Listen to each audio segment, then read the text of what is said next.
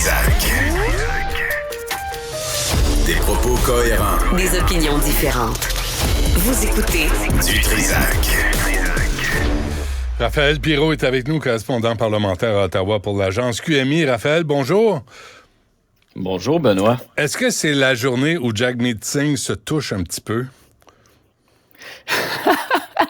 C'est très drôle parce que j'allais dire qu'aujourd'hui, ce qui se passe, c'est un peu un wet dream pour le NPD. Les libéraux, comme tu sais, on s'en est parlé la semaine passée, Justin Trudeau qui a convoqué les 5 dirigeants, 5 PDG des plus grosses chaînes d'épicerie au pays pour justement trouver un problème à l'inflation, essayer de trouver une solution à ce problème-là.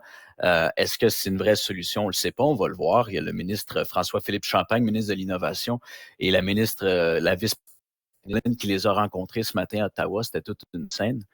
J'ai ma collègue qui était là, Anne-Caroline Desplanques. Donc, elle, ce qu'elle a vu, c'était vraiment la frénésie. Là. Aujourd'hui, c'est la rentrée parlementaire à Ottawa.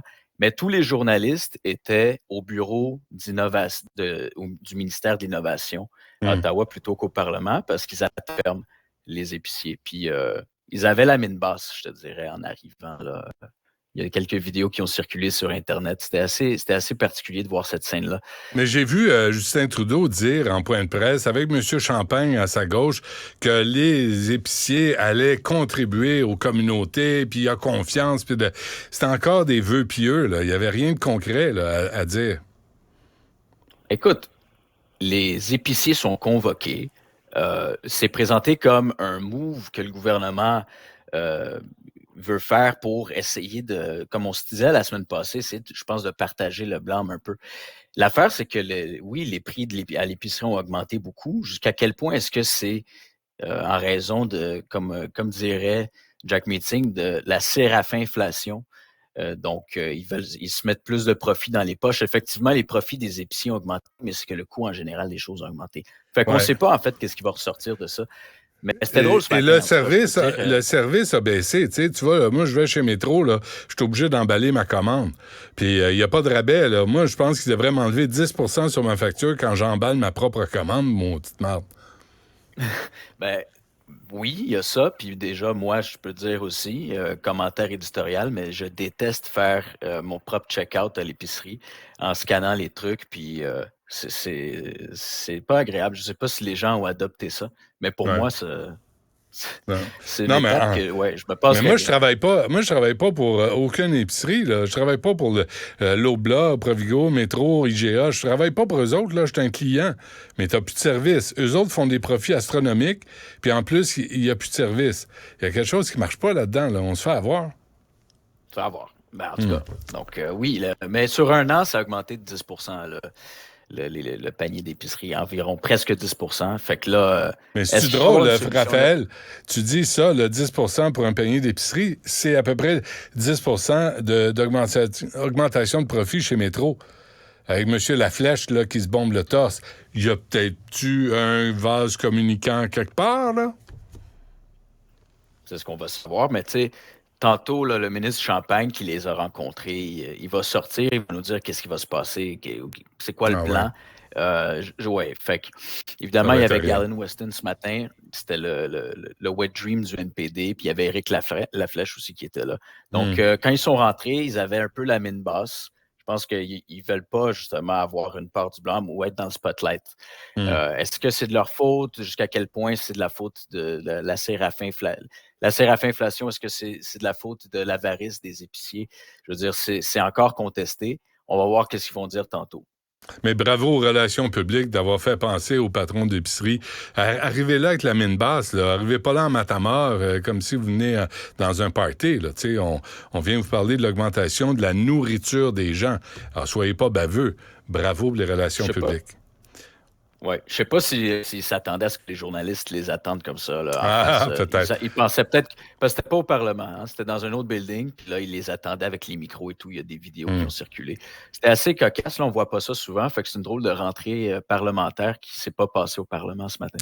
Puis, logement aussi, la priorité du gouvernement là, en cette rentrée parlementaire, mais ça, c'est des mots? Ben écoute... là, dès 9 h ce matin, tu as la leader parlementaire des libéraux qui sort, qui dit, et avec encore le ministre Sean Fraser, le ministre du Logement. Donc, en gros, le message, là, c'est la rentrée en force, rentrée parlementaire, les libéraux. D'un côté, tu as l'épicerie, de l'autre côté, tu as le logement. C'est le coût de la vie, OK? C'est ça. Puis les libéraux, sans mauvais jeu de mots, ou avec un mauvais jeu de mots, je l'ai préparé d'avance, mais ils vont faire leur beurre avec ce sujet-là pour les prochains mois. Donc, on va encore en entendre parler. Je sais, c'est drôle. Et puis... Non, mais pour effort, quand même, là, on le reconnaît. Merci beaucoup. Merci, Benoît. Merci. Puis c'est ça, mais tu sais, les conservateurs aussi, de leur côté, ils vont déposer déjà un projet de loi sur le logement, puis ils vont continuer à taper sur ce clou-là. Tu as Justin Trudeau, tantôt, à la Chambre des communes, il va être là présent pour la période de questions, qui est toujours un théâtre relativement inutile quant à moi, mais bon, on va voir. Ça donne un peu le ton. On va voir qu'est-ce qui va se passer. Ouais. Très bien. Raphaël Pirot, merci. On se reparle demain. Merci, Benoît. Salut. Bye.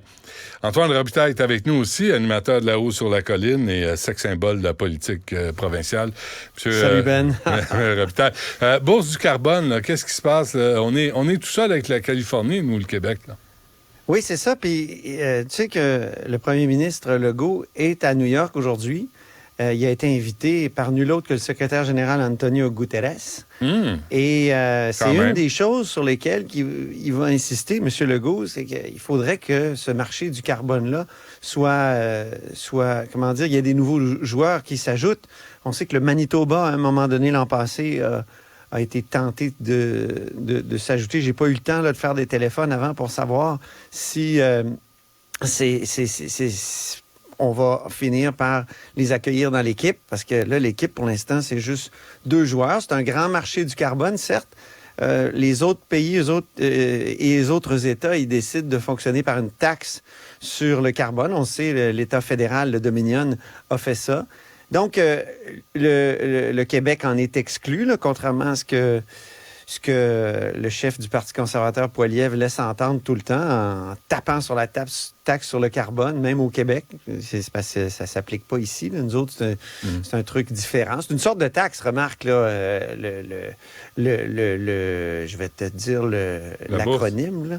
Oui, la bourse, le SPEV, en tout cas, le système de plafonnement et d'échange du carbone.